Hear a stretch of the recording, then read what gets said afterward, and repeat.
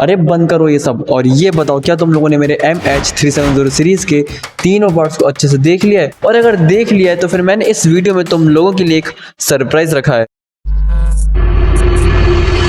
सबसे पहले तो आपको ये जानना जरूरी है कि उस कॉकपिट में दो पायलट्स थे, फारिक अब्दुल हमीद जो कि आज अपनी ट्रेनिंग की सबसे पहली फ्लाइट उड़ाने वाला था और शायद आखिरी भी, क्योंकि उसको नहीं पता था कि उसके बगल में बैठा है ज़हारी अहमद शाह। सबसे पहले ये प्लेन के ट्रांसपॉन्डर को बंद करता है और उसके बाद अपने फर्स्ट पायलट को स्नैक्स लेने के लिए भेज देता है। और जैसे ही वो बाहर जाता है तो कॉकपिट के दरवाजे को अंदर से बंद करके जो एयरक्राफ्ट के कैबिन के चारों कॉर्नर्स होते हैं उनकी ऑक्सीजन को निकालने के लिए उसने नीचे के दोनों दरवाजों को खोल दिया था, जिससे कि सारे पैसेंजर सफोकेट होकर बेहोश होना शुरू हो चुके थे।